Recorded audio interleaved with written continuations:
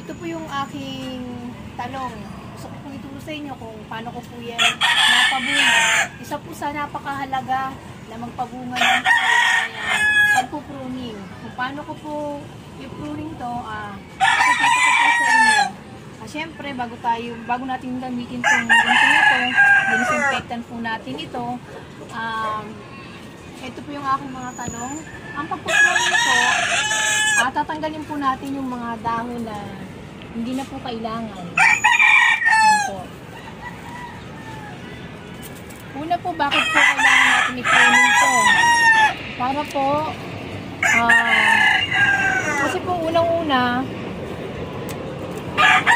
para yung mga dahon ay maging maaliwalas. Pangalawa po, yung sustansyang kailangan ng isang halaman ay mapunta lamang sa bunga at hindi sa dahon. Katulad po nito, medyo napabayaan po, kaya ang dami niyang sako, kailangan bawasan po natin to.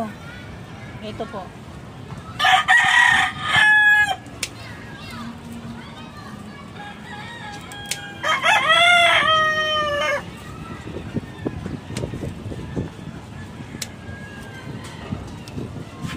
Dito rin po sa yung mga dahon na nasa ilalim nito, dito rin po madalas na mamahay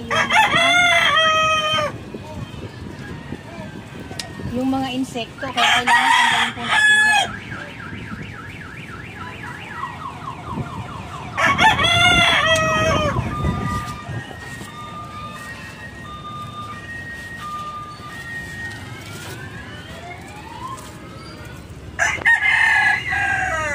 Dito naman po tayo sa aking okra.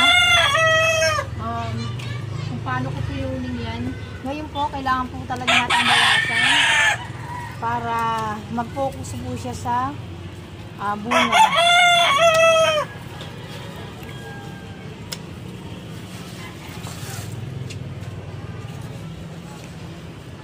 Dito naman po tayo sa tanim ko po. Makikita niyo po, yung unang mga dahon niya, talaga pong matatanda na. Tsaka pinamamahayan ng insect yung mga unang mga dahon, kaya kailangan na talagang bawasan. Ito po. Ang kagandahan din po ng pag-pruning, para po, ito pong upo na to, lalo pa po siyang magsanga at tumibay, pumusbong po. Ito naman pong aking pipino, mula po sa ibaba, binawasan ko po niyan kanina. Mula po dito sa nود niya, bibilang po tayo hanggang 8, 1, 2, 3, 4, 5, para po lalo siyang sumanga at yumabong. Yan. Kung paano ko rin po napabunga ito, sa pamamagitan din po ng pag-pollinate.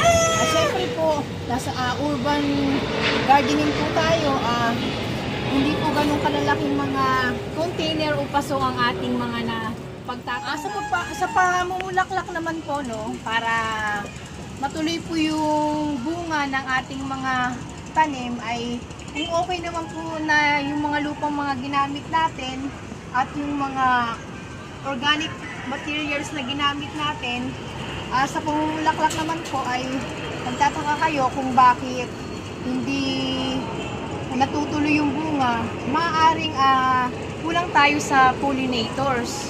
Ngayon po ay kailangan po natin gamitan ng hand pollination. Ito po yung tinatawag na stigma female part. Ito naman po yung male part, yung kulay yellow. Kuskusin po natin yan. Tapos ilagay po natin sa ibaba para mamunga po siya, matuloy po ang bunga. Yan po.